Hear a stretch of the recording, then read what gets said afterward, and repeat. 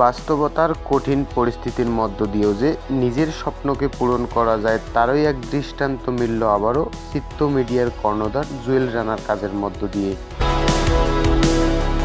পড়াশোনা সাহিত্য নিয়ে না করলেও প্রকৃতি ও পরিবেশ নিয়ে ছিল তার অগাধ কৌতূহল। তিনি এক ইন্টারভিউতে বলেন, চাকরি যদি সবাই করে তাহলে পৃথিবীর রূপ সৌন্দর্য বর্ণনা করবে কি। বাবা মায়ের ইচ্ছে ছিল তাকে চাকরি করতে হবে, করেছিলেন গ্রামীণ ব্যাংকের ম্যানেজার পোস্টেও। তাকে চাকরি বেশি দিন ধরে রাখতে পারেনি। গ্রামের রূপ সৌন্দর্য বর্ণনা করতে গিয়ে নিজেকে পাগল দাবি করেন এই রানা। এক সন্তানের বাবা জুয়েল রানার জীবন কাহিনী তুলে ধরব আজকের এই প্রতিবেদনে।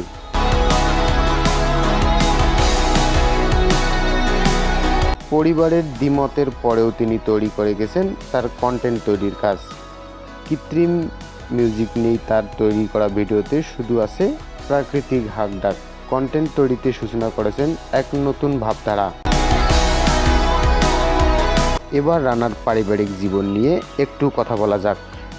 বাবা ছিলেন ভূমিহীন কৃষক, মা গৃহিণী, পড়াশোনা করেছেন ল নিয়ে।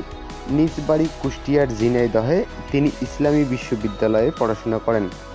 একেবারেই গ্রামের প্রত্যন্ত অঞ্চল থেকে উঠে আসা এই জুয়েল রানার জীবন অতটাও সহজ ছিল না। তার এই অসামান্য অবদানের প্রধান সঙ্গী ছিলেন তার স্ত্রী।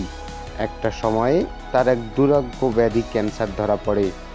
মাথার চুল সব ঝরে পড়ে গেলেও মানসিকভাবে ভেঙে পড়েন রানা। তবে কন্টেন্ট তৈরির কাজ তার থামেনি কখনোই। প্রিয়সী কখনো কুৎসিত হয় না। চমৎকার শব্দ ও ছন্দের জাদুকর জুয়েল রানা অনুপ্রেরণার এক জ্বলন্ত উদাহরণ। আমরা তার স্ত্রী ও পরিবারের সুস্থতা কামনা করি।